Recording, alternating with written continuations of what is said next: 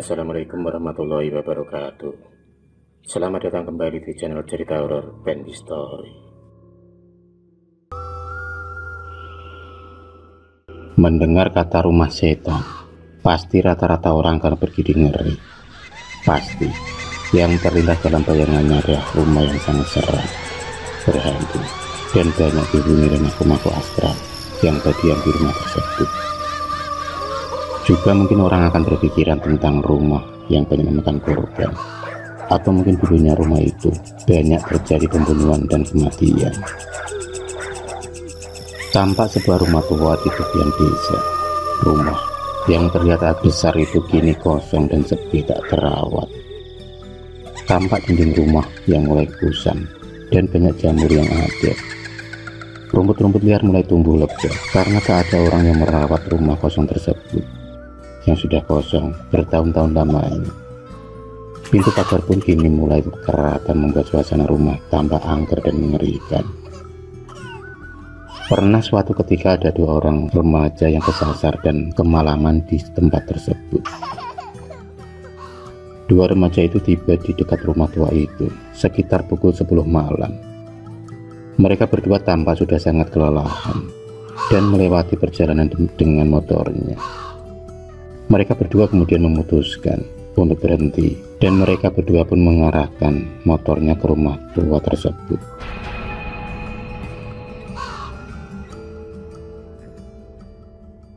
Suasana malam itu terasa dingin menusuk tulang. Suara-suara binatang malam mulai terdengar mengiringi malam itu. Mereka berdua adalah Iwan dan Nana. Mereka berdua memang sering bepergian kemana saja yang mereka ingini. Mereka adalah pasangan yang baru saja dimabuk cinta. Iwan kemudian segera memarkirkan motornya tepat di halaman rumah kosong tersebut. Dan mereka berdua pun kemudian berjalan melangkah menuju ke pintu depan rumah tersebut. Aslinya ada perasaan antara takut dan ngeri di pikiran mereka berdua. Tapi apa mau dikata, mereka berdua yang sudah tampak kelelahan menempuh perjalanan. Iwan kemudian berusaha membuka pintu rumah tersebut, dan ternyata pintu tak terkunci. Ia pun melihat tampak ada lampu remang-remang yang menyala. Tampak suasana yang begitu lusuh, agak berantakan di mana-mana. Maklum, rumah itu sudah kosong bertahun-tahun lamanya. Tampak puluhan rumah laba-laba yang berada di mana-mana. Iwan kemudian kembali memutuskan untuk keluar lagi, dan bersama Hana ia ingin membuat api unggun kecil. Ia kemudian mencari ranting di sekitar rumah, dan setelah terkumpul, mereka kemudian menyalakan api unggun kecil. Hal itu untuk sekedar menghangatkan tubuh di suasana udara yang sangat dingin malam itu.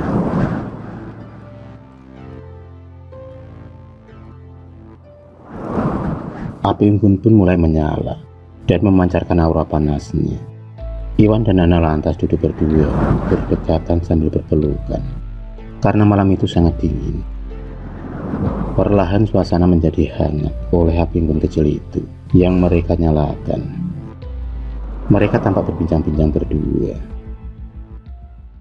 Sekitar 30 menit kemudian, Iwan kemudian mencium aroma bau bunga melati yang begitu tajam. Dan ia seakan mendengar ada suara orang yang tengah mengobrol di dalam rumah. Suara siapa ya? Kayaknya ada orang lagi ngobrol di dalam, gumam Iwan di dalam hati. Iwan pun tak memperdulikan apa yang ia rasakan. Ia tetap asik menemani Nana di depan api unggun kecil itu. Tak lama kemudian Iwan melihat jam tangannya, dan ternyata jam sudah menunjukkan pukul 12 malam.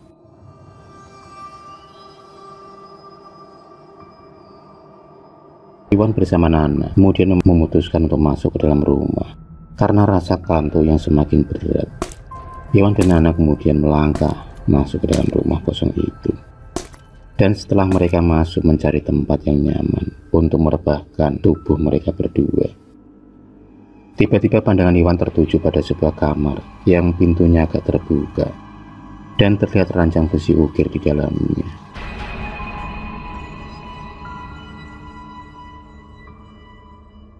Iwan dan Nana segera masuk ke dalam kamar tersebut.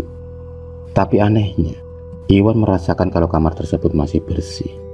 Dan dia tak melihat ada debu yang menempel di dinding sekitar kamar itu. Beda dengan ruangan yang lain. Tapi karena sudah mengantuk, mereka pun akhirnya tertidur di ranjang kuno tersebut. Tanpa mereka sadari berdua, tampak ada dua pasang mata yang tengah memperhatikan mereka berdua. Dan sosok itu akhirnya segera mendekati Iwan dan Nana yang tengah tertidur pulas. Dua sosok itu pun tiba-tiba merasuki mereka berdua. Dan dalam sekejap, tiba-tiba Iwan dan Nana seolah terbangun dan saling bertatapan pandang. Pandangan penuh gelora asmara tiba-tiba muncul dari diri Iwan dan Nana. Mereka berdua seolah-olah sangat menginginkan satu sama lainnya. Dan malam itu terjadilah gairah asmara dua sejoli yang tengah dimabuk cinta. Hembusan angin malam yang pelan menambah syahdu cinta mereka berdua. Suara binatang-binatang malam seakan seperti alunan musik yang mengiringi cinta mereka berdua. Dan akhirnya mereka pun tertidur pulas.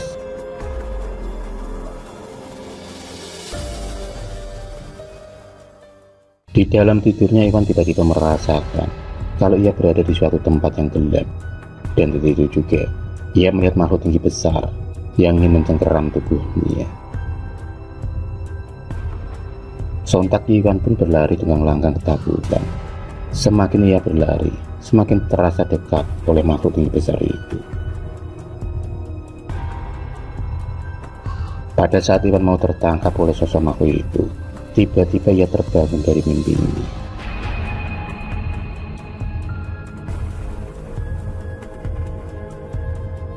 Napasnya tersengal-sengal, ngos-ngosan, kayak dikejar setan.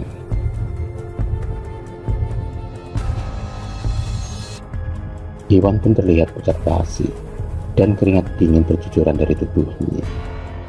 Ia masih tak mengira akan mimpi seseram itu.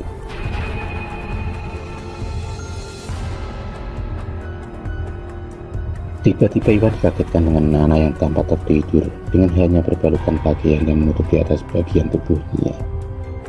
Iwan pun bingung dengan apa yang terjadi. Ia kemudian tersadar kalau dirinya juga begitu adanya. Iwan merasa tak mungkin ia melakukan itu, karena selama ini ia selalu menjaga hubungannya dengan Nana. Iwan masih belum percaya dengan semua ini.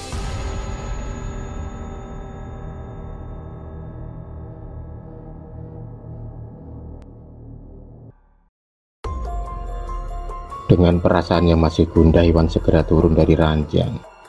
Sedangkan Nana masih tampak tertidur pulas. Setelah dia mengambil pakaiannya dan segera memakainya, lantas Iwan berjalan keluar kamar. Dan tak lupa ia menutup pintu kamar tersebut. Iwan pun melangkah perlahan menuju keluar rumah. Sesampainya di depan rumah, Iwan pun duduk sambil memikirkan apa yang telah terjadi barusan. Tatapannya pun menerawang ke atas langit. Ia masih tak percaya dengan apa yang dialaminya.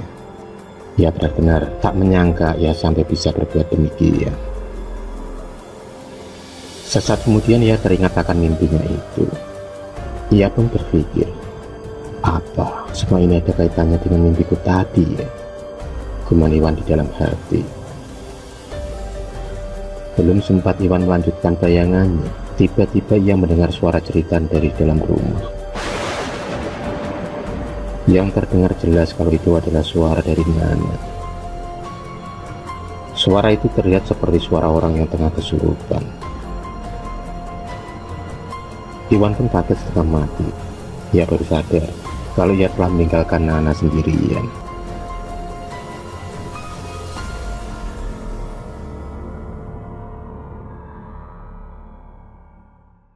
Iwan kemudian segera beranjak dari duduknya dan segera ia berlari masuk ke dalam rumah. Ia berlari tergopoh-gopoh karena khawatir dengan keadaan Nana. Jantungnya terasa dak-dik-duk-der. Di dalam hatinya, ia hanya bisa berharap semoga tak ada apa-apa yang terjadi kepada Nana.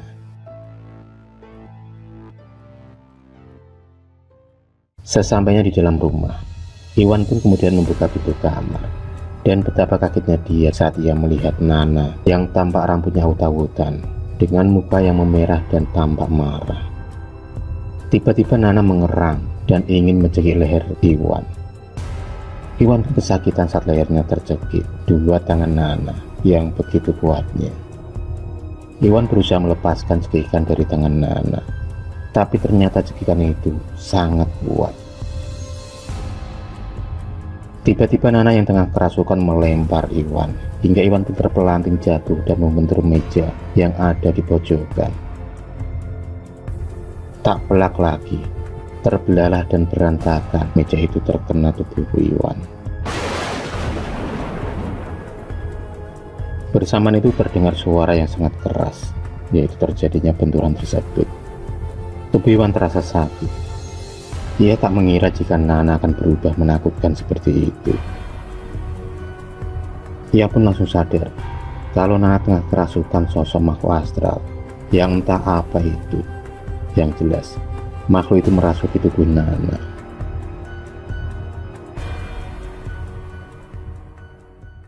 Tanpa berpikir panjang lagi, Iwan pun segera berlari keluar rumah dan segera menghidupkan motornya.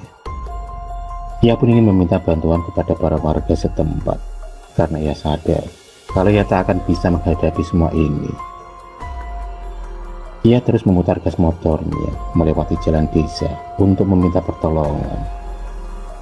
Sebentar kemudian, ia pun melihat ada dua orang laki-laki sedang berpegangan motor.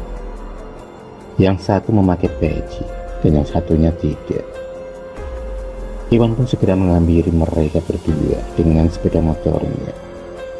Dan akhirnya sampailah Iwan berada di depan dua orang laki-laki tersebut.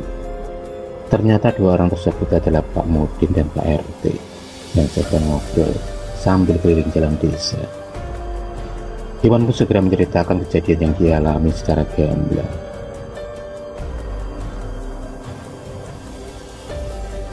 Pak Mudin Solikin dan Pak RT segera mengajak Iwan kembali ke tempat rumah kosong itu. Mereka pun berjalan dengan motor beriringan. Pak Mudin tahu pasti kejadian itu tentang kesurupan, karena sudah banyak korban yang mengalami kesurupan saat berani memasuki rumah kosong tersebut. Rumah itu pun sudah sangat terkenal di kalangan para warga desa dan desa-desa tetangga lainnya.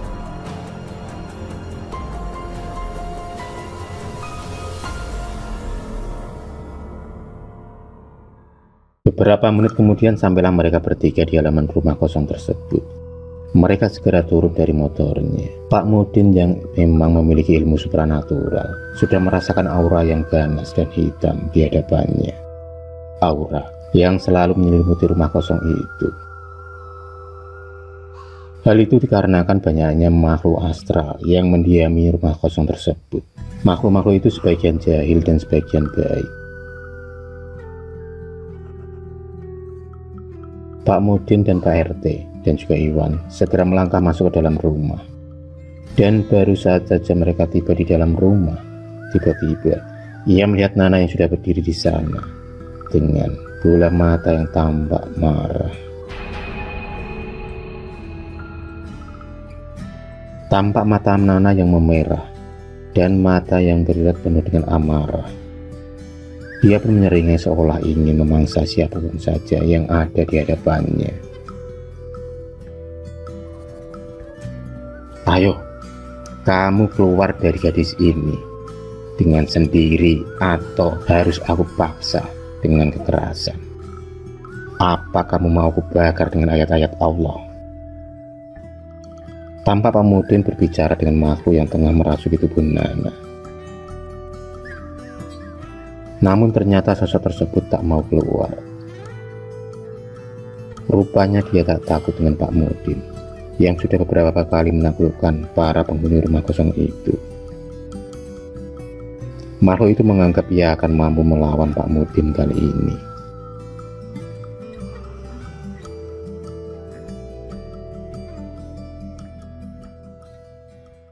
Pertempuran dua kekuatan tak kasat mata pun terjadi antara Pak Mudin dan Nana yang tengah kerasukan.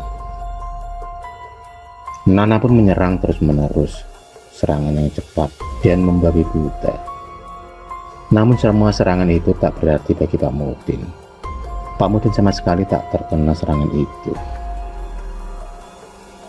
Sejurus kemudian Pak Muhyiddin segera membaca surat-surat Al-Quran, dan tangannya seakan ada sesuatu kekuatan yang memancar dan segera melesat menghantam sosok tersebut. Terdengar suara ledakan yang amat dahsyatnya saat dua kekuatan itu bertemu. Tubuh Nana pun jatuh lunglai ke lantai, sedangkan sosok makhluk yang merasuki Nana pun terpental keluar dari tubuh Nana. Ia tampak kesakitan, dan akhirnya ia pun hilang bersamaan dengan munculnya asap hitam. Iwan yang sedari tadi melihat pertempuran itu segera menangkap tubuh Nana saat Nana mau jatuh lunglai lemas ke lantai.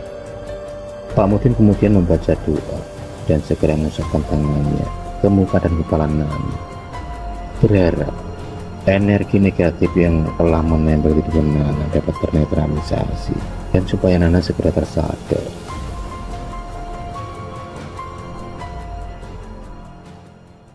Setelah sadar, Nana pun bangun. Ia masih tak percaya dengan apa yang terjadi.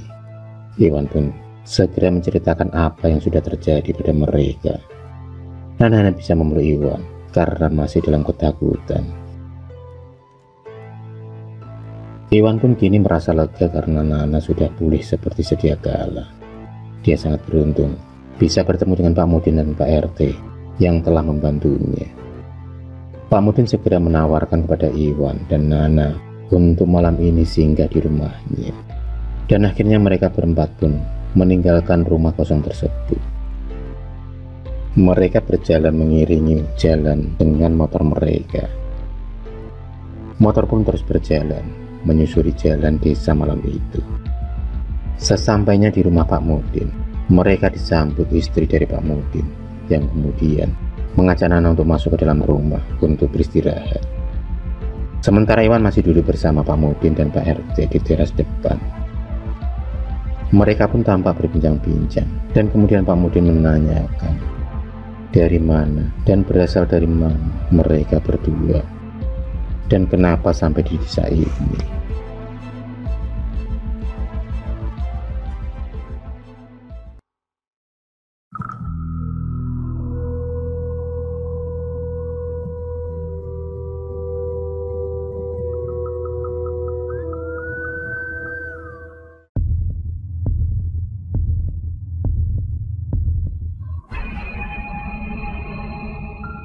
Terima kasih sudah menonton video cerita bergambar ini.